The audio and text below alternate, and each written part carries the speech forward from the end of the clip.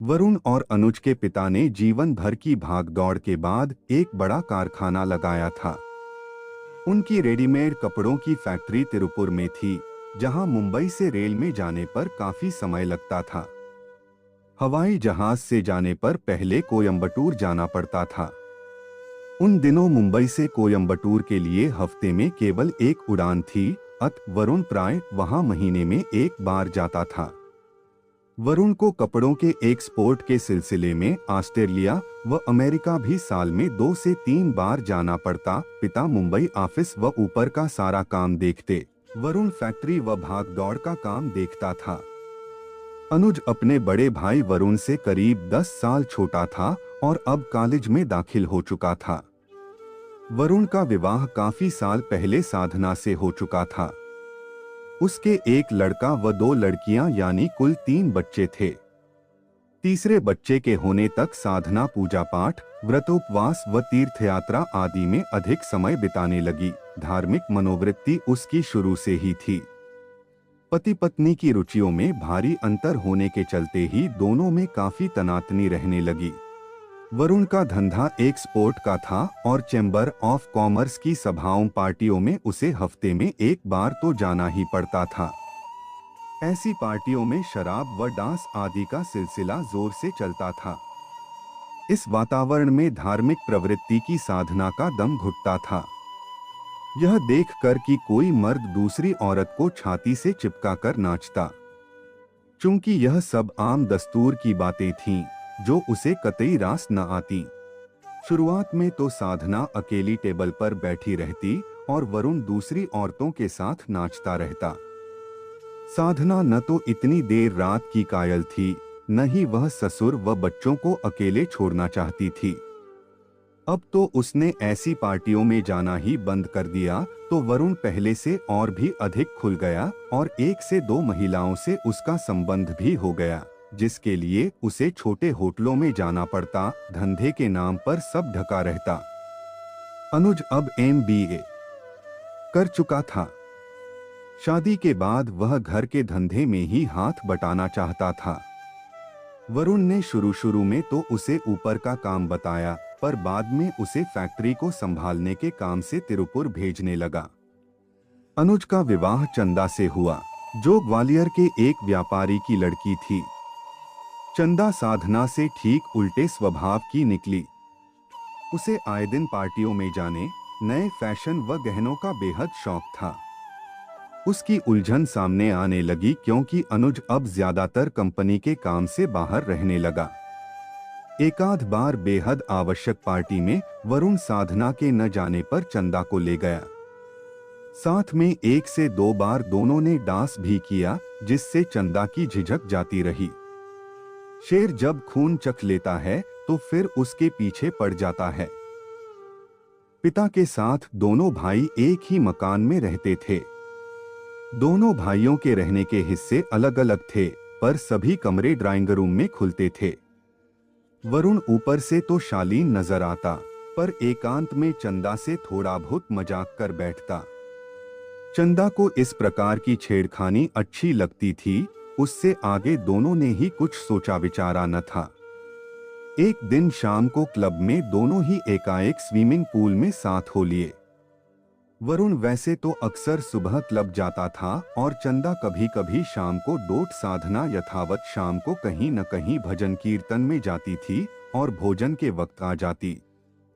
उसे इस मामले में कुछ भी सुराग न था, वह अपने नित्य कर्म में मस्त रहती। स्विमिंग देर शाम को हो रही थी, पानी के नीचे क्या हो रहा है दिखाई नहीं देता। पहले तो दोनों साधारण गपशप करते रहे, फिर खेल खेल में तैरने व दोनों के बीच अटखेलियां होने लगी।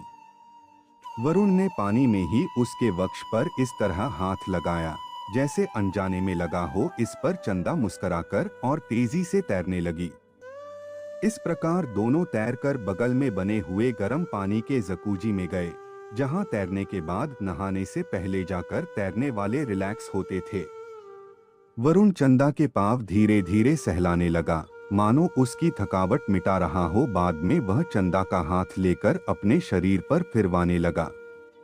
उत्तेजना में दोनों काफी देर तक एक दूसरे के साथ अंगीकरण के बाद जब शांत हुए तो चुपचाप अपना अपना टॉवल लेकर चल दिए। दोनों अलग अलग गाड़ियों में जैसे वहां आए थे वैसे ही आगे पीछे घर पहुंचे। अब तो दोनों का हौसला बढ़ गया। देर रात को सबके सोने के बाद वरुण अपना ड्रेसिंग गाउन पहनकर इस तरह कमरे से निकलता मानो ड्राइंग रूम में जा रहा हो। घंटे आध घंटे मस्ती व आलिंगन के बाद वह वापस आकर सो जाता। साधना को पहले तो काफी अरसे तक कुछ पता नहीं चला। इन दिनों वरुण का ब्लड प्रेशर भी हाई रहने लगा था और उसकी शराब व जिंदगी के तौर तरीके से डॉक्टर ने वार्षिक टेस्ट होने पर उसे चेतावनी दी कि उसे अब उत्तेजनात्मक व भागदौड़ की टेंशन से बचना होगा। दवा लेने के बावजूद वरुण का ब्लड प्रेशर 180/120 पर रहने लगा, पर जीवन को नियंत्रित करना कोई सहज खेल नहीं है। यू टर्न के लिए बहुत धीमी गति व काफी फासले की जरूरत रहती है, पर इसके लिए मन में आभास होने पर दृढ़ निश्चय करना होता है, जो कि उसके बस की बात नहीं थी। एक रात को सहसा पलंग सूना देख साधना देखने गई कि कहीं वरुण की तबीयत तो नहीं खराब हो गई। थोड़ी देर में वह चंदा के कमरे से निकला तो साधना को मानो सांप ही सूंघ गया। वह गश खाकर बेहोश हो गिर गई। ललाट फटने से खून बह निकला। बड़ी मुश्किल से अस्पताल में टांके व मरहम पट्टी करवाकर वरुण उसे खिसियाए मुंह घर ले आया। उसने साधना से वादा भी किया कि यह भूल अब कभी नहीं होगी। वह तो केवल 5 मिनट के लिए चंदा के कमरे से कुछ आवाज आने पर उसे देखने गया था। और वह कहता भी क्या, साधना गंभीर व समझदार तो थी ही, बात को बढ़ाने में उसने कोई लाभ नहीं समझा। वरुण अब चंदा से कतराकर ऑफिस की एक लड़की के साथ किसी होटल में जाता। एक बार उसे इसी क्रिया में जबरदस्त हार्ट अटैक आया और बेहोशी की हालत में लड़की ने उसे अस्पताल में भर्ती कराकर घर वालों को फोन किया कि दफ्तर में वरुण का जी घबराने से वह उसे डॉक्टर के पास ले जा रही थी कि रास्ते में ही हालत खराब हो गई। वरुण को हार्ट अटैक बहुत जोर का पड़ा था, साथ ही ब्लड प्रेशर की मार से दाएं अंग में लकवा आ गया। 52 साल की उम्र में ही उसके जीवन में उल्कापात हुआ। करीब 6 महीने की साधना व फिजियोथेरेपी से वह बच तो गया, पर चलने फिरने व यात्रा करने से मजबूर हो गया। अब वह घर पर ही पड़ा रहता और साधना उसकी मन से सेवा करती। रात के लिए एक नर्स अलग से रखी गई थी ताकि 24 घंटे वरुण की देखभाल हो सके। पिता ने अनुज को कंपनी का चार्ज दे दिया। साधना ने एक दिन भी पति को खरी खोटी नहीं सुनाई, बल्कि धीरज व धैर्य से उसे रहने की हिदायत देती रहती और मदद करती रहती। वरुण अब देखने में 65 से 70 साल का दिखने लगा है। वापस पुरानी ऊर्जा व स्फूर्ति अब उसे कभी नहीं मिलेगी, ऐसा सभी डॉक्टरों ने कह दिया। आपका समय निकलकर हमारे साथ था, इसके लिए आपका धन्यवाद। अगली बार फिर से मिलते हैं नए और रोचक वीडियो के साथ। चैनल को सब्सक्राइब करना न भूलें। धन्यवाद और शुभकामनाएं।